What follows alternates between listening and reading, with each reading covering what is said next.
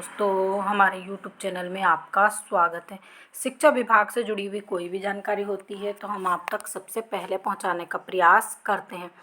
जैसा कि हमने आपको बताया था, एक न्यूज़ बताई थी कि हाई कोर्ट ने 50 अभ्यर्थियों की नियुक्ति के आदेश दिए हैं। तो अभी ये नहीं कहा जा सकता कि वो उन सभी की जो वेटिंग लिस्ट है आपके साथ में होगी या फिर अलग से उनको ज्वाइनिंग दी जाएगी। अभी इसके बारे में हमें कोई भी जानकारी नहीं है, लेकिन पूरी जानकारी जैसे हमारे पास आती है तो हम आपको उससे अवगत करवाएंगे। फिलहाल अभी हम ये आपको पूरी न्यूज़ दिखा रहे हैं कि पूरी न्यूज़ क्या है। देखिए, यहाँ तक तो हमने आपको दिखा दिया था कि 50 उम्मीदवारों को हाई कोर्ट ने नियुक्ति देने का आदेश दिया है। अब यहाँ पर डीपीआई भोपाल ने उम्मीदवारों के ऑनलाइन फॉर्म रिजेक्ट कर दिए थे। इस कारण से ये विवाद उठा था। उच्च माध्यमिक शिक्षक चयन परीक्षा 2023 में अधिकतम आयु सीमा विवाद 40 और 45 वर्ष से ऊपर उम्मीदवारों को सामान्य प्रशासन विभाग के आदेश दिनांक 18/9/2023 के अनुसार आयु सीमा में छूट नहीं दिए जाने के परिणाम स्वरूप उम्मीदवारों को चयन परीक्षा में फॉर्म भरने से रोक दिया गया था या ऑनलाइन फॉर्म रिजेक्ट कर दिए गए थे। पूर्व में कई पात्रता परीक्षा पास अभ्यर्थी कोर्ट के आदेश से चयन परीक्षा 2023 उच्च माध्यमिक शिक्षक भर्ती में शामिल हुए। तो यहाँ पर बात उन उम्मीदवारों की चल रही है जिन्होंने दोस्तों यहाँ पर चयन पात्रता परीक्षा दी और साथ में चयन परीक्षा भी दी। उसके बाद जब आपके डॉक्यूमेंट्स वेरिफिकेशन का समय आया, डॉक्यूमेंट्स अपलोड करने का समय आया, तो इन्हें भर्ती प्रक्रिया से बाहर कर दिया गया था। हाई कोर्ट में स्कूल शिक्षा विभाग की दलील। तो यहाँ पर देखिए, हाई कोर्ट में स्कूल शिक्षा विभाग ने क्या कहा। शासन द्वारा याचिकाओं का विरोध करते हुए कोर्ट में कहा गया कि भर्ती हेतु चयन परीक्षा का विज्ञापन प्रथम विज्ञापन नहीं था। चयन परीक्षा के पूर्व भी विज्ञापन जारी कर काउंसलिंग और डॉक्यूमेंट्स अपलोड करवाने का अवसर 2022 में उच्च माध्यमिक शिक्षक पात्रता परीक्षा के अभ्यर्थियों को दिया गया। वही पुराना घिसा पिटा, वही पुराना अपना वो राग अलापते रहे कि हमने इनको छूट दी थी 2022 में। कोरोना के बाद ये पहली भर्ती थी 22 वाली, इसमें हमने इनको छूट दी है। अब 23 में चूँकि देखिए पात्रता जैसे कि चयन परीक्षा और पात्रता परीक्षा में कुछ समय का अंतर रहता है, फिर चयन परीक्षा के बाद डॉक्यूमेंट्स वेरिफिकेशन में फिर कुछ समय का अंतर रहता है, जिससे कुछ अभ्यर्थी शायद बाहर हो गए थे।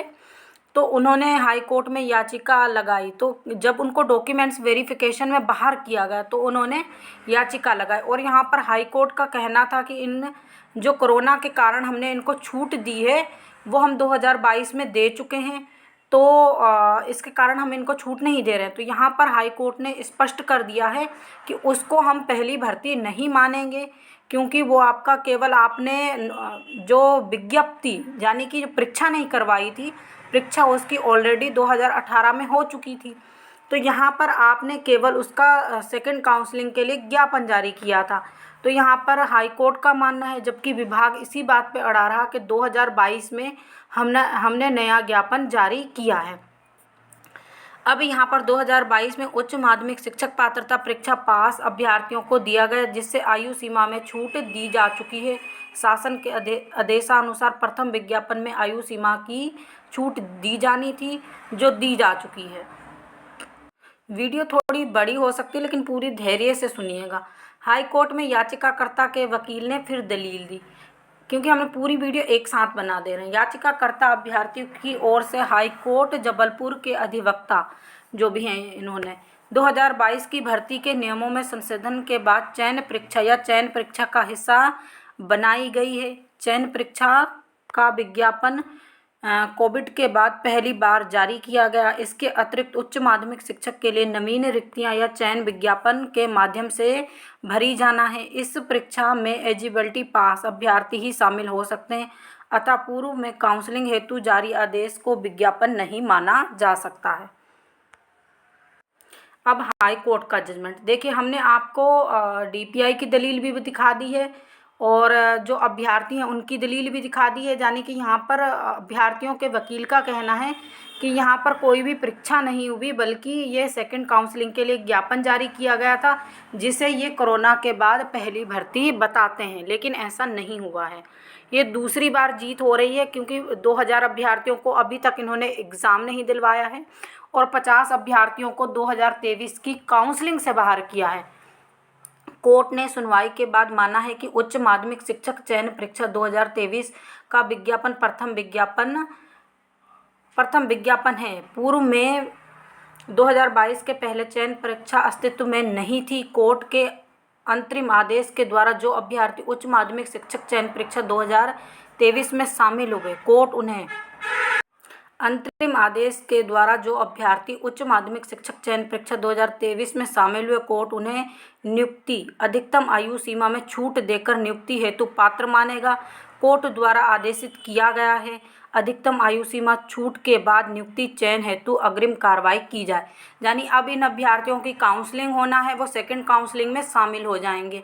तो यहाँ पर जो अभ्यर्थियों को नहीं लिया था, हाई कोर्ट ने अब आदेश दिया है कि उनको भी लेना पड़ेगा। तो यहाँ पर डीपीआई ने अपनी गलतियों में सुधार नहीं किया है, बल्कि अपनी गलतियों को छुपाने के लिए गलती पर गलती करता चला जा रहा है। उन अभ्यर्थियों के अब हम आपको नाम भी दिखाएंगे। तो ये याचिका दाखिल करने वाले उम्मीदवारों की लिस्ट है, बल्कि ये उनकी लिस्ट ही है और साथ में ये उनके नाम भी हैं जिनको सेकंड काउंसलिंग में लिया जाएगा और इनका नाम आ चुका है। चाहे तो ये सेकंड काउंसलिंग आप लोगों के साथ भी हो सकती है या फिर इनकी अलग भी हो सकती है। अभी इस बारे में कोई भी जानकारी नहीं है, लेकिन हाई कोर्ट का आदेश है कि इन 50 अभ्यर्थियों को जल्द से जल्द नियुक्ति दी जाए। देखिए, ये इनका नाम है विक्रांत राजपूत, नर्मदापुरम जिला भी बताया है साथ में, श्रीमती ममता मिश्रा जबलपुर, मुकेश राठौर विदिशा। ये पूरे ऐसे आप इनके नाम देखते जाइए, हम आपको दिखाते हैं। इनमें से अगर आप भी ऐसे अभ्यर्थी हैं तो अपना नाम देख सकते हैं इसमें।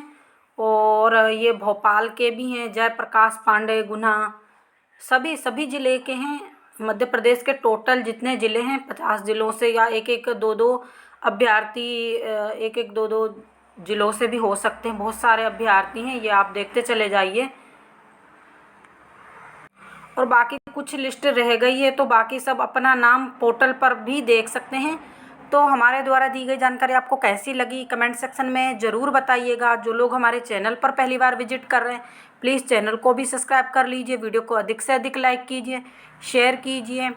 वीडियो को आप लोग लाइक नहीं करते, प्लीज़ लाइक भी कर दीजिए और सभी अभ्यर्थियों को शेयर भी कीजिए जिनके नाम आ चुके, ताकि वो अभ्यर्थी भी अपने नाम देख सकें।